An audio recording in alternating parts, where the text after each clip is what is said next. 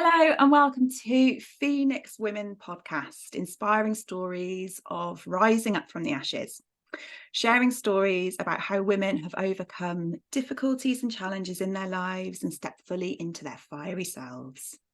Welcome, I am Jane Mary. I am a women's empowerment and pleasure coach. I'm an intuitive healer and practitioner, and you can find more about me at janemary.co.uk. Before we begin this week's or this month's episode, I'm just going to invite you to bring in some self-responsibility and to check in with yourself. If you hear anything that may be upsetting, bring back memories. I just ask you to really check in with yourself, have a little break, maybe journal, get outside and have some fresh air, and take some time for you to really take care of you and to nurture yourself. The aim of this podcast is to support and inspire you. So if anything does come up that may activate, take steps to prioritise what it is that you need. Another disclaimer is that there may be swearing. So if you have young children around, just check in whether it's an appropriate time to listen to. So this episode, I am very excited to welcome the wonderful Ceri Gillett. Ceri is the ethical success coach, and she works with female entrepreneurs, helping them to define their mission, master their message, and make a consistent income ethically. I'll introduce Ceri, let her introduce herself a little bit in a moment, but I'm really happy that Ceri's here. I met Ceri a few years ago, probably like in 2018 or something. I was adding this up earlier and I was like, I thought it was about 2018, 2017, 2018. You had a really little baby. How I met you was I saw an advert on Facebook, and at the time you were This Welsh Mother, and I saw that you were doing a workshop about social media, and I was like, yes, I have to meet this woman. I have to go to this. So I kind of flung the baby bag on my back, had her on my hip and rocked up and sat around this table with other women who were thinking, who the hell is this woman here with her baby? And I tell you what, that I loved that workshop. I learned, even today I go back to that workshop, I learned so much from Ceri. So Ceri is a powerhouse in supporting women and mothers to get into business, to support themselves and to do the thing. Ceri, shall I let you tell us a little bit about yourself, who you are, and where you live, and anything else that you want to share about yourself right now? Oh, thank you. And it was a wonderful intro. And thank you for having me on the podcast. I'm very excited. Yes, I'm Ceri, and I live in currently South Wales, but I'm actually from Mid Wales, very near to where Jane is from originally. And I am a mother and a coach and mentor and a social entrepreneur and someone's sister and someone's friend and many, many hats, as we all are. And I have been in business for many years, but predominantly a lot of my work that I do now came about because of the struggles I had in kind of balancing who I was going to be after I had a child, and what this kind of new phase of my life was going to be. And it really rocked me to the core and kind of made me look at everything that has unfolded ever since then.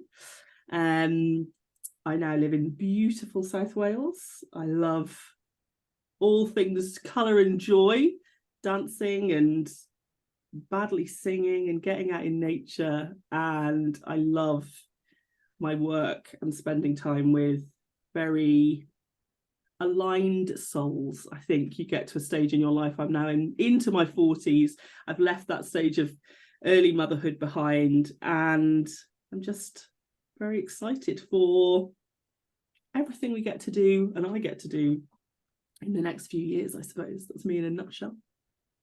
Amazing. Yeah, it's so I've been spending a bit more time with you this year, I suppose, haven't I? With I've been part of your Firm Foundations group, and yeah, I think since the workshop when I first met you to now, you know, I've really loved you.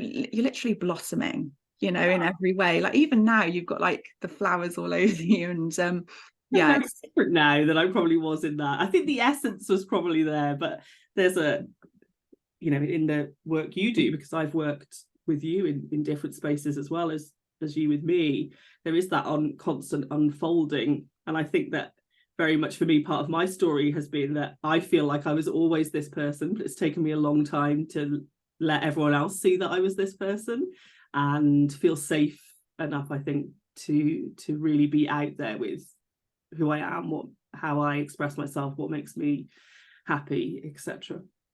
Yeah, totally. Safety is the key, isn't it? And finding places to be safer. So if we go to our so the title of our podcast is Phoenix Women, and Phoenix being you know, the mythical creature that rises up from the ashes after overcoming challenges and kind of becoming who you are. What would you say is the start of that the Phoenix story for you? I think I had a big burnout when I was 30, like just over a decade ago. And I had kind of just left my a corporate, I say quote unquote, job that I adored. I absolutely adored it. But it was literally every part of my being. There was nothing of me that was not that. The way I dressed, who I spent time with, what I enjoyed, my plans for the future, everything was intrinsically tied into my role, my working role. And I think I spent a long time, as many people might do, thinking when I got to this next place, I could allow myself to feel happier, feel more comfortable, whether that be in my skin or in my work. I would get the thing. I don't know what the thing was I was wanted, but I was gonna get it.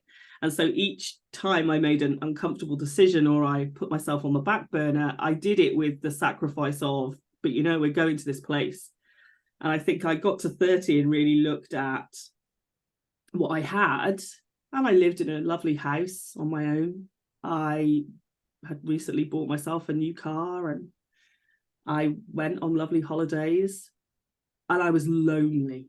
That was the only feeling I could think. I spent all of my time by myself, and my friends were all settling down, I think, at that time, or had settled down, were starting to have children and families, and I couldn't allow myself to think about doing any of that because I knew that wasn't possible with what I gave to my job. And I had many kind of failed relationships where nobody could withstand what I gave because there wasn't anything left for them, you know, and I was not interested in giving anything more to them because my focus was giving everything to this job. And one day in like my 30th year, so I was 29, I just thought, I can't do this anymore. And it wasn't anything that even happened. I was just like, I have hit the wall. And luckily I was kind of consulting and contracting, so I could work from anywhere I wanted to. And I'd said to someone at work, you know, I'm thinking of taking some time off. Can I take this job on? Because I knew I would be able to do it from anywhere. They said, absolutely, take some time. I booked a flight to Malta. I'd never been to Malta. I found this house on this island off Malta called Gozo where they said nothing went on. And I literally went there with a bag and one suitcase, hired a car, drove to this house, and I stayed there for almost 4 months. I think you were allowed to stay for 3. I came back to the UK for 2 weeks and then went back out. And I just lived on my own out there and really had to start to piece myself back together and go, what are you doing? Like, what's this going to look like going forward? And I never went back to work after that place. I loved my time out there. I thought, you know, you whatever your life is going to look like for you, you're not going to be able to do it unless you drop this thing. But equally, everything of me was tied up with this thing, so I did not know how to be without it. But yeah, Gozo was the start of unraveling all the things that came after that. Amazing. So it's interesting, isn't it, this the idea of what we're taught very young is that when we start our career or on the path of work or growing up, that we have to give everything into the career or the thing that we're doing, which is it's a very patriarchal way of doing it, isn't it? Yeah, and that's the only place I ever got validation. I can see that now. Like, even if you talk to people now, people will say, she's such a hard worker. She, this sacrifice for me has always been celebrated. She always puts people before herself. She'll do anything for anyone. This. And that was the only thing really that fed me for the longest time, because I think, well, certainly for me, I was looking for some validation. And the thing for me that got validated was that I could do this. I could do it very easily. And being this workaholic was fine for me. I knew how to fit that role. I didn't know how to do anything else. The other stuff was the difficult stuff. So I just chased that. Well, this is the thing I can do better than other people. So that's what I'm going to settle in for. And then trying to figure out what that was going to look like without this big thing was some work. So it's really interesting that I love that you took yourself away to go off to Malta.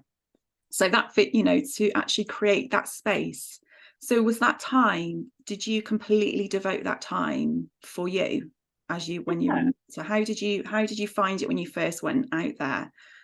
I didn't really know what to do with myself when I went out there. I can remember like having days staying in bed and then really berating myself, like, you're in this gorgeous country, this hot, beautiful country where you can go out and do anything and you're just in your bed. But now, I was exhausted. My body needed to recoup. And I just thought, there was a part of me at one point, and I do say this about myself, I'm very chameleon. It's one of the things that I've been celebrated for, again, a lot. And I think also this is a new neurodivergent trait. I can be whatever you would need me to be, right, in any moment. It's one of the things that I can do. And that's also a place of putting myself last, is going, right, what does this person need? How can I fit that? But I think in that space of Gozo was the first time that I thought, what do you want to be? Like, you can just go out here. Nobody knows you. Nobody knows your background. No one knows what you do. Like, you can just be. And I started taking myself out to dinner in the evening and sitting on my own in a restaurant and reading a book and chatting to people and seeing what people were interested in. And it was just piecing together, what I liked. I don't think I really knew what I liked before then, because there was never a gap to figure it out. And I just got in the sea a lot and spent a lot of time on my own. And it's actually a very, no surprise to me now, a very spiritual place, full of, like, if you look up Malta, there's, like, for a tiny island, and Gozo's even tinier, there is more churches in that space that are actually very, I'm not going to say it's non-religious, but there's a lot of different denominations of faith that kind of gather in this space. And so I just drove round, and I would be like, oh, I'm going to go and see this church today. And I'd sit there in the quiet and might light a candle and leave a little prayer note or whatever it was and go off. And I think I started noticing after time, like, what was I trying to bring in for myself? And it was all about just creating change. And it was there that I started finding that space to think what that change could be like. The idea of that is so gorgeous, and I love that you've referred to Malta in that way, because I know it has lots of real big divine feminine energy and ancient temples on the land there as well. So it's almost like it was calling you to have that space for you as well. And you talking about taking yourself out for dinner, it reminded me of Julia Cameron's book, The Artist's Way, where she talks about taking yourself out for a date. And, that's one of my favourite things that I need to do to create space for me. I'd love to go off for a few months to Malta and leave everyone here. So I'm going to experience that vicariously through you and your experience. Having that space, because And you were exhausted, having to sleep all the, that sleep, your body, you were giving yourself sleep because your body needed it.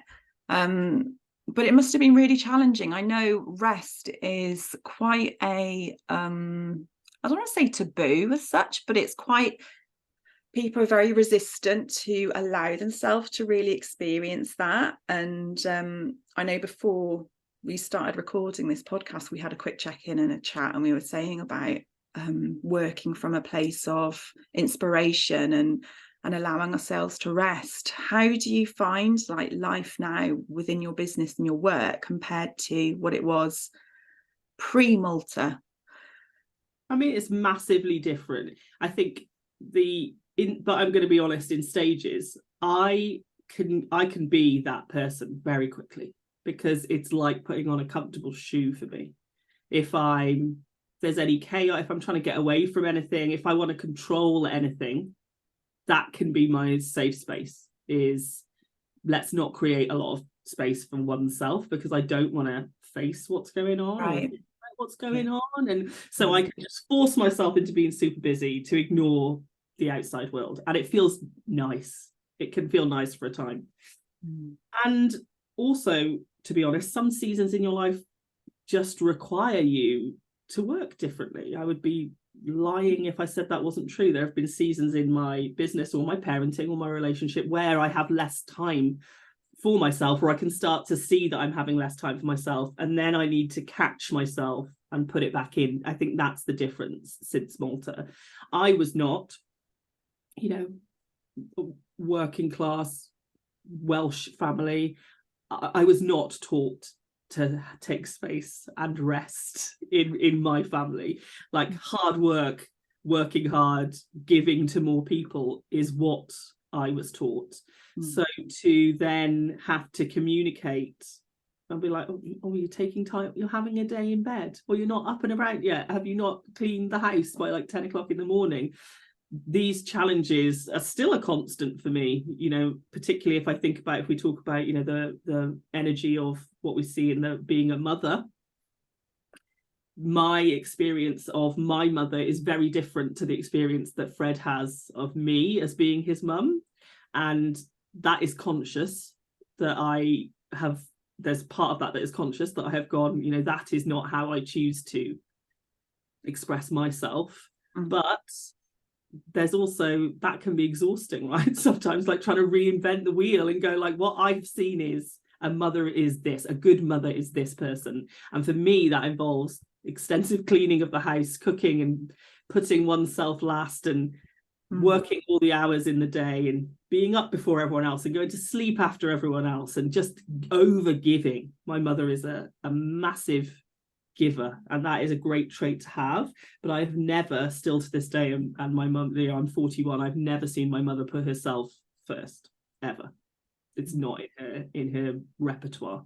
And so that has brought up a lot of challenges for me to be able to stand really strong in taking that time for myself, having that rest, prioritizing myself, deciding that it's okay for my life to be very different, and for me actually as a person to be very different. Because I think in my space, I'm sure many people feel like this, I am very different to most of the people that I'm surrounded in a family sense. I would say very, very different, and I'm sure they've seen a change in me as well. So that's something that they've had to deal with. Like, I'm sure I fit quite nicely into a box for 30 years, and then she exploded, and she's everywhere now. So it's hard, but I think now differently, I'm surrounded by people who make it okay, or will shine back to me,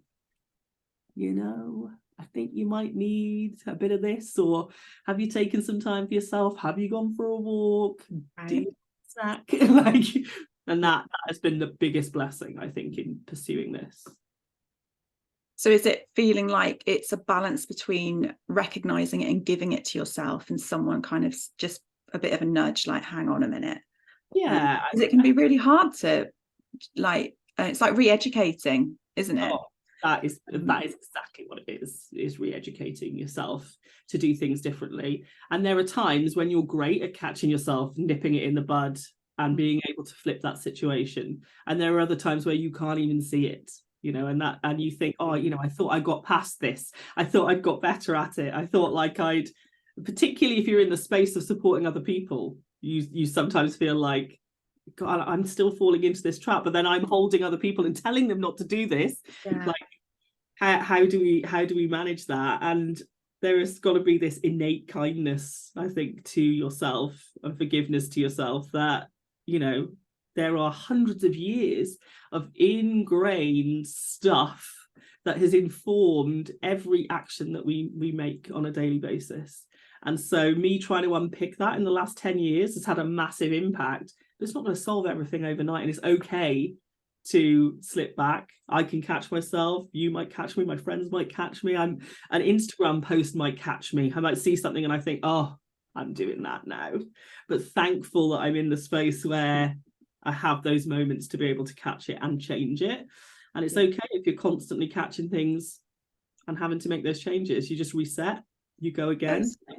Sometimes it's harder than others, but we have that option at least. It's breaking away from the whole perfectionist thing, isn't it? We don't have to like be getting it all right all the time. And I think when you develop a skill, or you've re-educated yourself, or you're kind of integrating something, a new way of being, or responding to something, it's almost like something comes along and it says, oh, you think you're really good at that, do you? All right, let's throw this in. Mix and see how you handle it now. So then it's like I always feel like you have to have this big toolkit of resources that you can just, you know, you've got to have something that you can easily quickly grab, and it'll always be something different, because, you know, of wherever you're at, because it's in those moments you need them most, and it can be the hardest to access them yourself. You know, like you might want to get busy so you don't have to think about it or feel it, which is a completely understandable response, but it's not going to bring the change, is it? No. And you know, that's difficult to face. So the change comes in those, that's the thing I find hardest. And I'm like, I pulled a card this morning and it was about staying in this moment of nothing and allowing something to unfold. And immediately I was like, I hate this card. I do not want anything to unfold, okay? I want to just tell you what I need. I'm not going to deliver it to me, please. Like the control can be there. And I said, maybe journal this morning, I was like, what would it look like this weekend if you just let the weekend unfold? Or if you made no plans? And I'm like, okay, we can do that. Particularly immediately for parenting for me, right? Half term coming up as we're recording this. So I'm like, I can't let next week unfold. I need to know where I'm taking that child, who's got him at this different time, how I'm going to get my work done, how I'm showing up for this person and that person because I've got work commitments to do. The house is a state. The weather's not great. It's going to be Halloween. There's this celebration to go to and that celebration. And I'm like, oh, there it is. How can you just let that unfold, Ceri?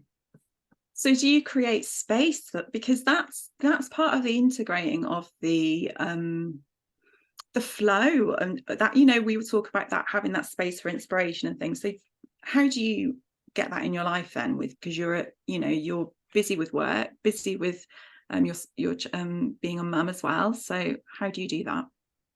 I have to have, I was going to say routine, but routine actually doesn't work for me.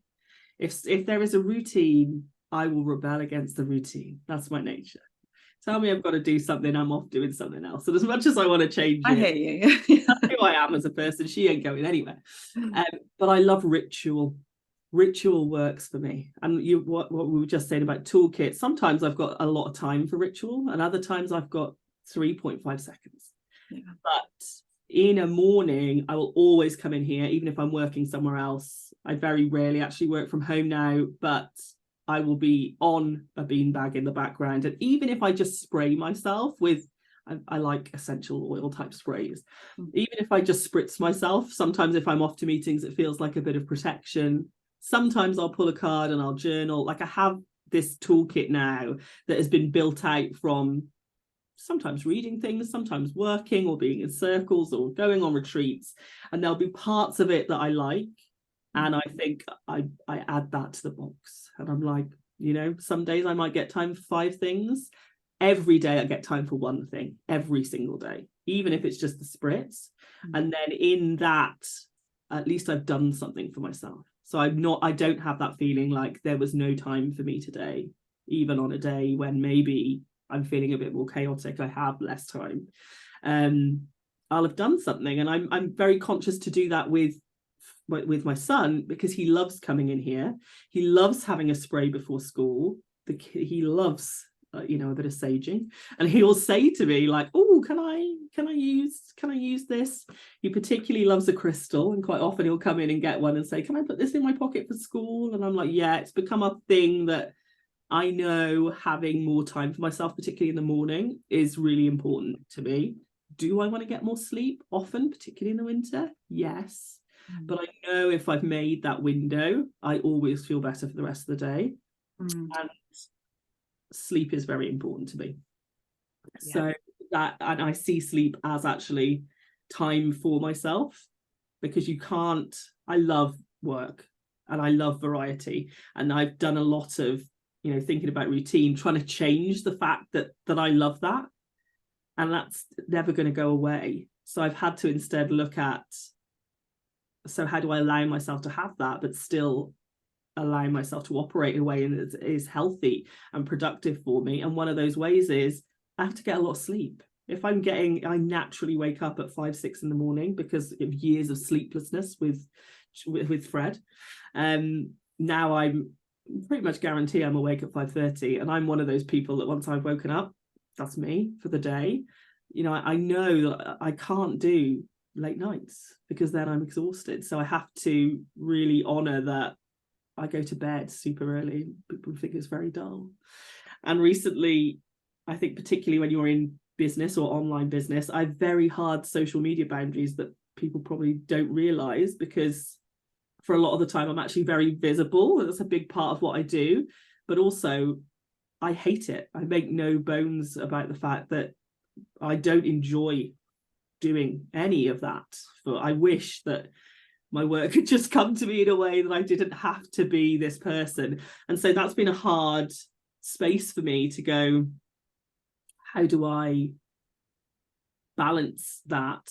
And it has been, when people find out that I have no social media on my phone, they're like, well, how do I see you at 10 a.m. and 11 a.m? And I'm like, it's all scheduled in advance from my thing. And I'm like, and everyone, in order to allow me to operate in that way, I've had to think like, how do I do that in a way that works for me? And I feel better if I'm not plugged in. I like to be distant from that, and that's an internal, almost like peace, because I know when I'm in that plugged in state, I can almost feel the cortisol in my body, like, what are other people doing? So and so has said this, and then I don't agree with that necessarily, and then I'm thinking about that, and what do I do with that, and just news and stuff.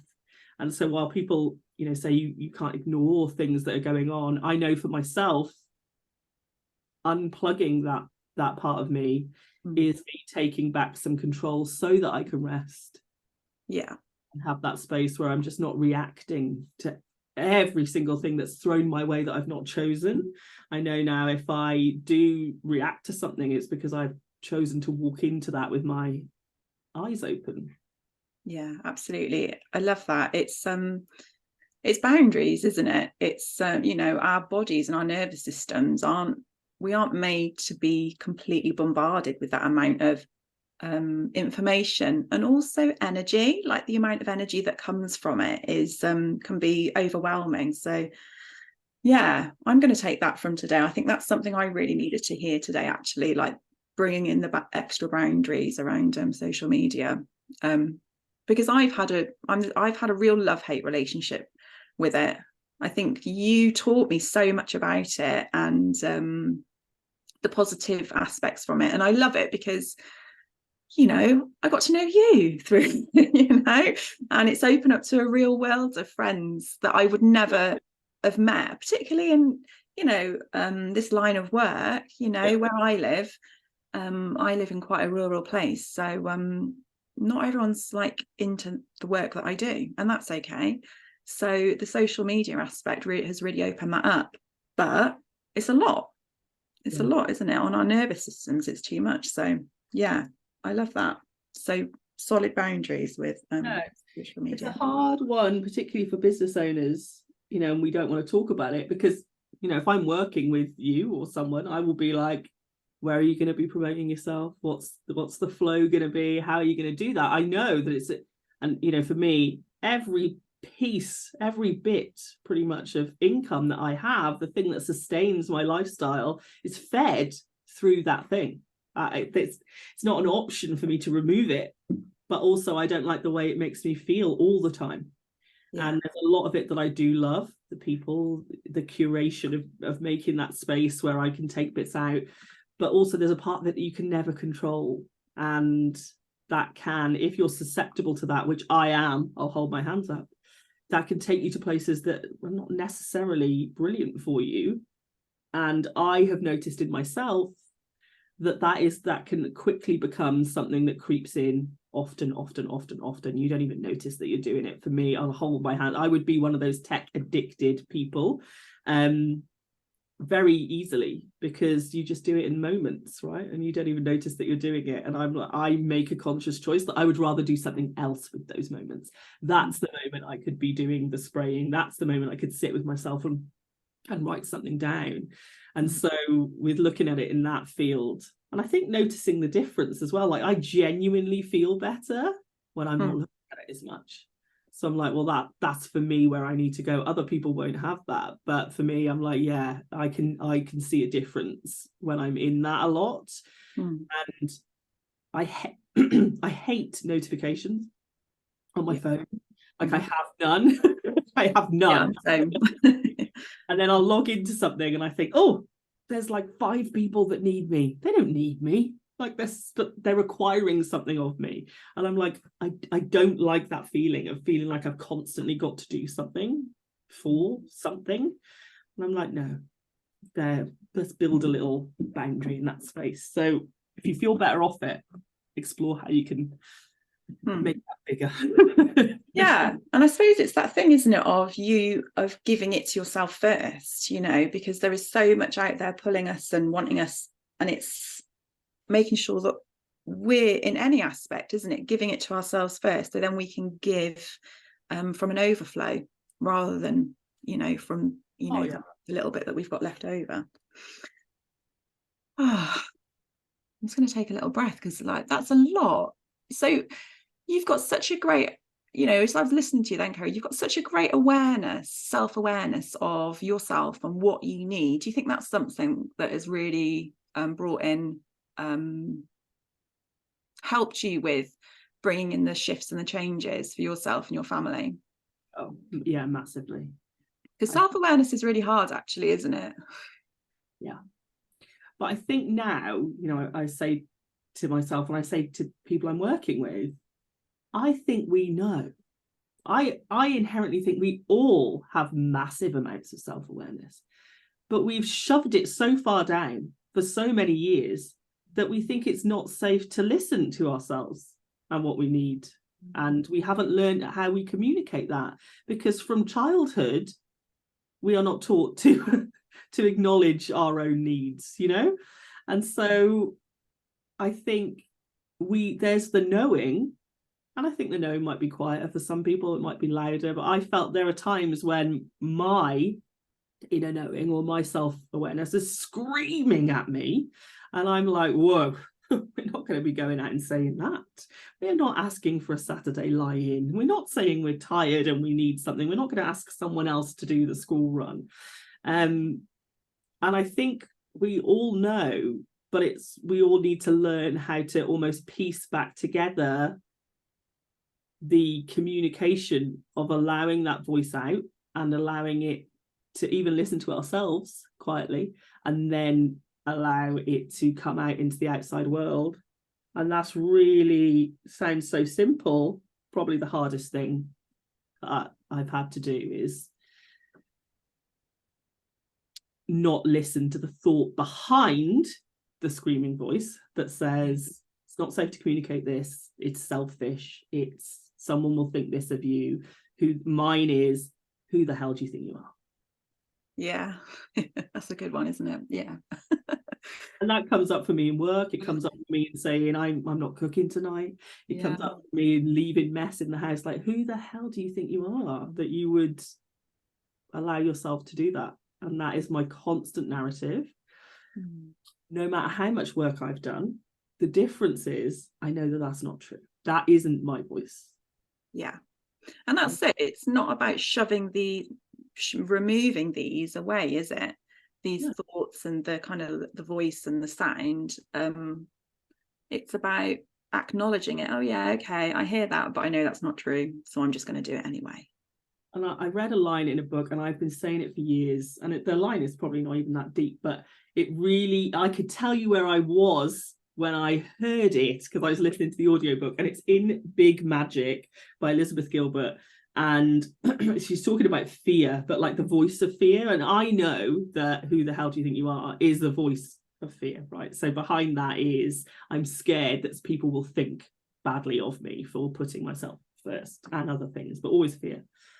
And she was talking about, you know, why would you want to try and get rid of fear? Like, fear has been put into your body in order to keep you safe. It's what stopped you falling off a cliff, not thinking that was a great idea to go and explore the edge. It's what stopped you getting eaten hundreds and thousands of years ago. Like, fear is in all of us. It's not going to go away. But a lot of the messaging we see is in getting rid of it, kicking fear in the face. Like, how do we get rid of fear? When inherently we all know we're not going to get rid of fear. And actually, I don't want to get rid of fear.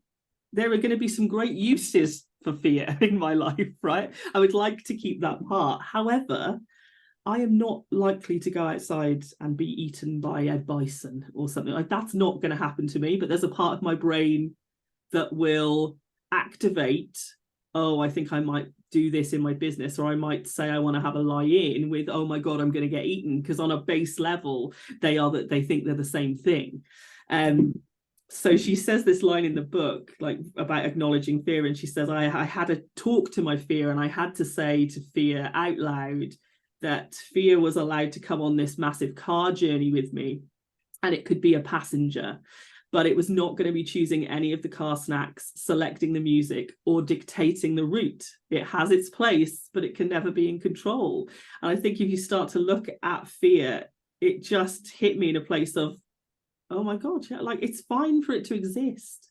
The voice is fine to say those ridiculous things that don't make sense, but it is my choice whether I act on them or not. And if I spend more time with me, I have that space for myself, I acknowledge what my true voice is internally, what that narrative is for me, I know that fear voice, it can be there. It can say those things.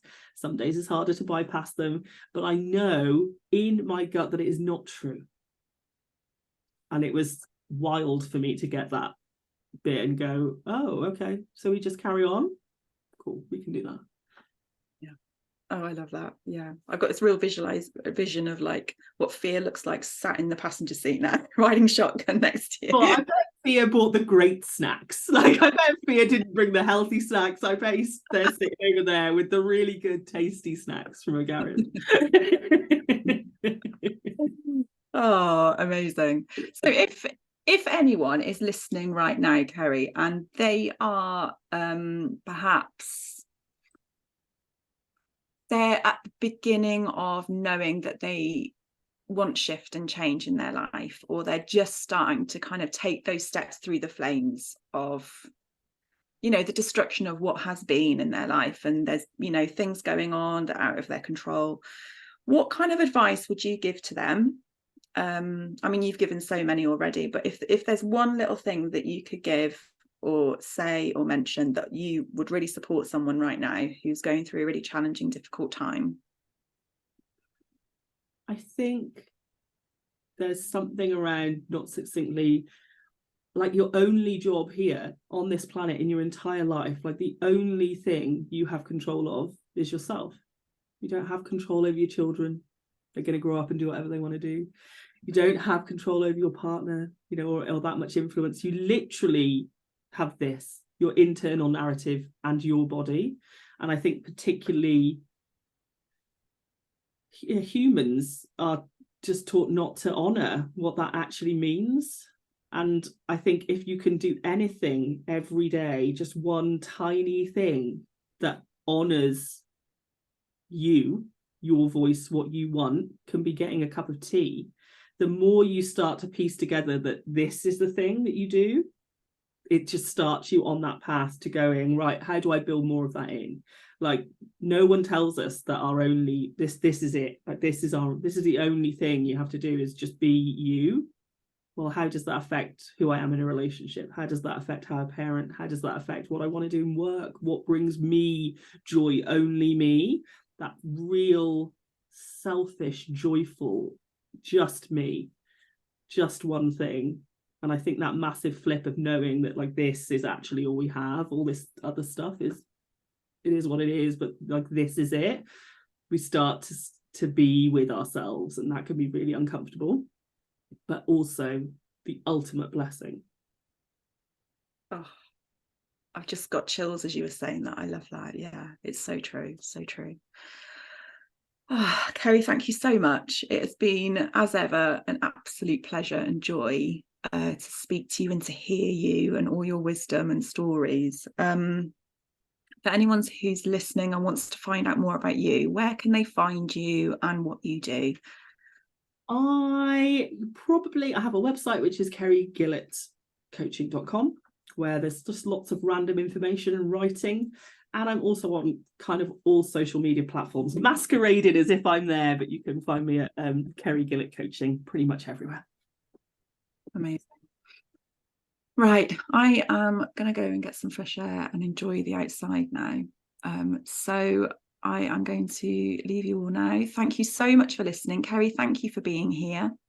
And I hope you all have a wonderful day.